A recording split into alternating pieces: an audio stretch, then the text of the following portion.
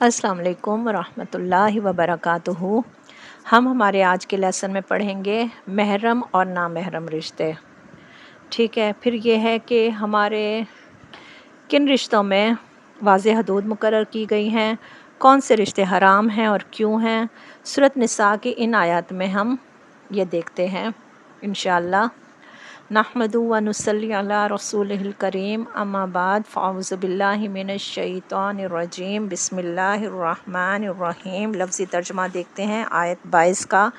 वाला और ना तनकिहू, तुम निकाह करो, माँ जिनसे नकाह निकाह कर चुके, आबाउकुम बाप तुम्हारे, जिनसे निकाह को हराम किया गया है, मिनन निसाई औरतों में से, यानी जो तुम्हारी सौतेली माएँ हैं उनसे निकाह को हराम किया गया है। इल्ला मगर माँ जो कुछ कद तहकीक सलफ़ गुज़र चुका, यानी जो दौर जाहिलियत में किसी भी रिश्ते का कोई एहतराम नहीं था, तो उसके बारे में कहा जा रहा है कि जो कुछ दौर जाहिलियत में गुज़र चुका उसका गुनाह नहीं, वो गुज़र चुका। लेकिन अब इल्म आ जाने के बाद इस किस्म की जहालत बरतना सख्त गुनाह का बायस है, तो फिर इन अमल से मना किया जा रहा है कि इन रिश्तों से निकाह जायज़ नहीं है।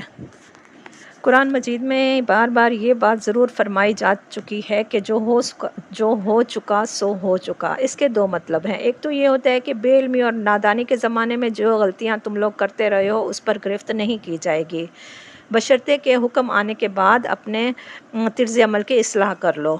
फिर ये है कि जो लोग गलत काम करते हैं या दौर जाहिलियत में करते रहे थे, तो फिर ये है कि उनको कल अदम और उनसे पैदाशुदा नताइज को नाजायज़ और ज़िम्मेदारियों को लाज़मन साकित भी किया जा रहा है। मसलन अगर सौतेली माँ से निकाह को आज हराम किया गया है, तो इसका मतलब ये नहीं है कि जो कुछ पहले हो चुका था वो अभी तक अमल पैरा है। और ऐसी औलाद को, यानी जो इस रिश्ते के बदले में जो औलाद पैदा हुई है, तो उसको फिर हराम करार दे दिया जाए। इसीलिए फिर कहा जा रहा है कि जो हो चुका सो हो चुका, आइंदा के लिए जो है वो फिर अहकामात जारी किए गए हैं। इल्ला मगर माँ जो कुछ कद तहकीक सलफ़ गुज़र चुका, इन्नाहु बेशक वो, काना है वो, फ़ाहिशतन बेहयाई का काम, व मक़ता और काबिल नफ़रत, यानी बहुत ही बुरा, बुग़्ज़ और दुश्मनी का सबब, वसाआ और बहुत ही बुरा है, सबीला रास्ता। अब इसको कुछ इस तरह देखते हैं कि जिन औरतों से तुम्हारे बाप निकाह कर चुके हैं उनसे हरगिज़ निकाह ना करो, मगर जो कुछ गुज़र चुका सो गुज़र चुका। दर हकीकत ये बहुत ही बेहयाई का काम है और बहुत ही नापसंदीदा और बहुत ही बुरा चलन है। इस्लामी कानून में ये फ़ेल फ़ौजदारी का जुर्म है और काबिल दस्त अंदाज़ी पुलिस है। अबू दाऊद, नसाई और मुस्नद अहमद में ये रवायत मिलती हैं कि नबी करीम सल्लल्लाहु अलैहि वसल्लम ने जब इस जुर्म का इर्तिकाब करने वालों को मौत और ज़ब्ती जायदाद की सज़ा दी थी। फिर यह है कि जो इमाम अबू हनीफ़ा थे, इमाम मालिक और इमाम शाफ़ी की राय में अगर किसी ने मुहर्रमात में से किसी के साथ ज़िना किया हो तो उस पर हद ज़िना जारी होगी, और अगर निकाह किया हो तो उसे सख्त इबरतनाक सज़ा दी जाएगी।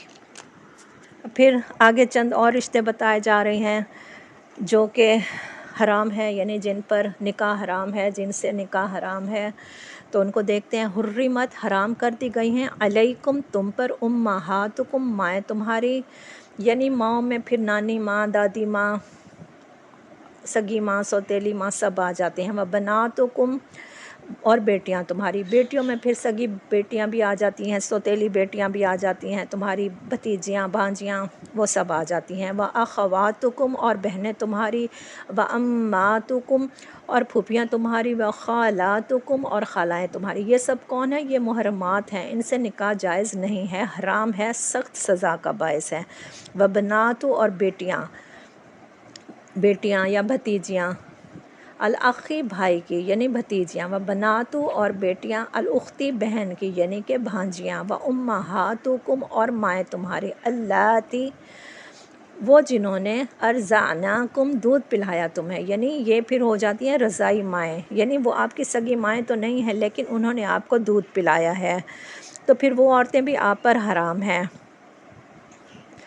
यानी बच्चा दूध पीने की उम्र में है और एक औरत ने उसको दूध पिलाया है, वो उसकी सगी माँ नहीं है, लेकिन दूध पी लिया है, उस बच्चे ने उस औरत का पिया है, बल्कि अच्छी तरह से पिया है, तो फिर वैसी औरतें रज़ाई माएँ बन जाती हैं और फिर उनसे भी निकाह हराम होता है। व अख़वातुकुम, और बहनें तुम्हारी, यानी जो पहले शोहर की बेटियां थीं, यानी जो तुम्हारी सौतेली बहनें बन जाती हैं, वो मिर रज़ाअतिन, रज़ात से, व उम्महातु, और माएँ, निसाइकुम, तुम्हारी बीवियों की, यानी इसमें फिर तुम्हारी सास आ जाती हैं, व रबाइबुकुम, और बेटियां तुम्हारी बीवियों की, यानी सौतेली बेटियां, अल्लाती, वो जो फ़ी हुजूरिकुम, तुम्हारी गोदों में हैं, मिन निसाइकुम, तुम्हारी बीवियों में से, यानी तुम्हारी बीवियों की बेटियां हैं लेकिन वो तुम्हारे पास हैं, तुम्हारी गोद में हैं, और उन लड़कियों की माँओं से तुम मुबाशरत ताल्लुक़ कर चुके हो,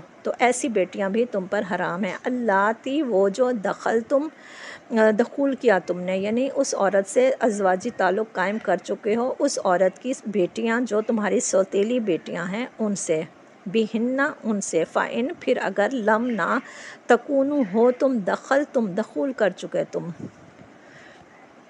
बिहिन्ना, उनसे, फ़ला, तो ना जुनाहा, कोई गुनाह, अलैकुम, तुम पर। यहाँ पर अब एक और बात बताई जा रही है, वो ये है कि उस बच्ची से शादी की जा सकती है जिसकी माँ से निकाह तो हुआ था लेकिन रुखसती नहीं हुई थी, यानी उस औरत से कोई ताल्लुक़ नहीं बना था। व हलाइलु, और बीवियाँ, अबनाइकुम, तुम्हारे बेटों की, अल्लाज़ीना, वो जो मिन अस्लाबिकुम, तुम्हारी पुश्तों में से हैं, यानी कि तुम्हारे सगे बेटों की बीवियां जो हैं उनसे तुम्हारा ताल्लुक़ हराम है। वान, और ये कि तजमाऊ, तुम जमा करो, बैना, दरमियान, उख्तैनी, दो बहनों के, यानी एक बीवी के होते हुए उसी की बहन से दोबारा शादी करना, यानी दोनों बीवियों को एक ही टाइम अपना निकाह, दोनों बहनों को एक ही टाइम अपना निकाह में रखना भी हराम है। इल्ला, मगर, माँ, जो कुछ कद तहकीक सलफ़ गुज़र चुका, यानी ये सारी बातें, ये आयात जो हैं ये उन रस्म रिवाज की इस्लाह के लिए अल्लाह ताला ने नाजिल की थी, जो कुछ पहले गुज़र चुका था, जो दौर जहालत में सब कुछ गुज़र चुका था, अब ये उस सब चीज़ों की इस्लाह की जा रही है। इन्नल्लाह, बेशक अल्लाह ताला, काना, है, गफ़ूरन, बहुत बख्शने वाला, और रहीमा, निहायत रहम करने वाला। हमारे साथ ही जुड़े रहिए। अल्लाह ताला की दी हुई तौफ़ीक से हमारे पारा नंबर 4 का इख्तिताम हुआ है, जिसमें हमने आज की आयत में मुहर्रमात और हुर्मत वाले रिश्तों के बारे में हमने पढ़ा है। हमें कमेंट ज़रूर कीजिएगा, हमारे चैनल को लाइक और सब्सक्राइब ज़रूर किया करें ताकि आप इस खैर को दूसरों तक भी पहुंचा सकें और आप ख़ुद भी इससे जुड़े रहें और ये आपके लिए सदका जारिया बन जाए।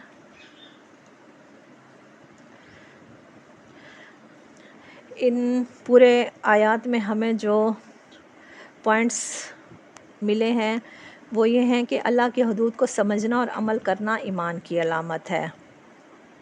फिर यह है कि रिश्तों में इखलाक, एहतराम और हदूद का ख्याल रखना ना सिर्फ दीनी फ़रीज़ा है बल्कि ख़ानदान की खुशहाली का भी सबब है।